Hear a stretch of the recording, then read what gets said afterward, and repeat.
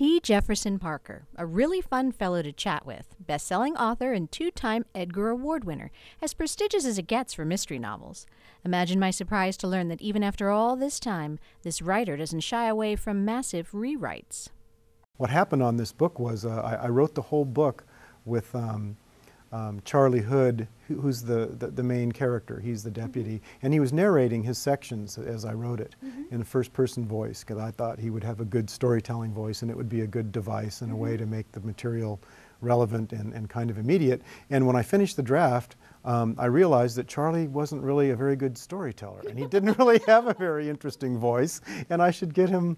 I should write about him rather than letting him tell his own story. So I rewrote the whole book. Soup to nuts, changing Charlie's point of view from first to third person, and some of those changes didn't get into the early version. So you've got this he said, I said kind of thing going on that's really kind of comic, and hopefully this edition should be perfect. What does that say about me, the reader, who didn't see that? I'm humiliated. You were just I was hypnotized by my prose, obviously. Absolutely. But no plot points changed. No, the story was exactly the same. Nothing changed except the point of view. Yeah. You've got your first edition of the book, the reader's edition, which critics and interviewers and people get, and the author looks down and sees a mistake on the page. It's just resounding. It's just like, oh my gosh, I hope there's no more of those. So when you see it in a real book, if I've let an error get into that book, even if it's just a misspelling that isn't necessarily my fault, it certainly resonates when you see it. And you spent, I spent a whole year working on that book, and there's that stupid mistake.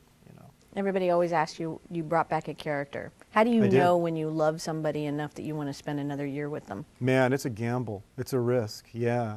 I've been asked over the decades to write characters again, because commercially it makes sense and people love to read the same character over and over again.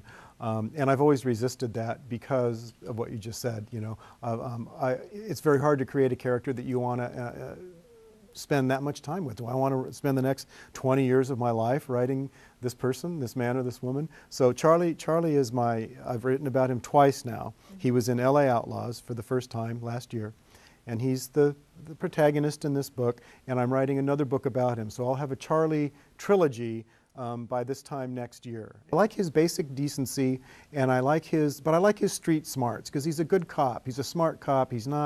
He's nobody's fool, but he's a good guy, and he's very conscious of the fact that he's done what we all do, and which is what I like about Charlie, is that he has subscribed to a code, and he takes it seriously, and he's going to behave according to that code. I've taken a code as a writer. You've taken a code, accepted a code as a journalist. We all have our codes, and they're part and parcel of what we do, but also of who we are. And I like what Charlie's decided to do. How long did you have Mercy? 3 books. Okay. 3 books. I wrote her, and she was a woman, and I had fun writing her. And when I got to the end of Blackwater, I thought, she's in a good spot, and so I didn't write her about her again. This was back in the 90s when I was writing Mercy, and she was a young sheriff's department, Orange County Sheriff's Department homicide investigator, and one of her ambitions was to become the sheriff of the Orange County Sheriff's Department. And back then I was thinking, well, this clearly is never going to happen. I mean, how am I going to take this plot line forward when the world knows that the sheriff is X, Y, and Z, some guy. It's always a guy, right? Well, not anymore. It's we have a woman sheriff, so good for her.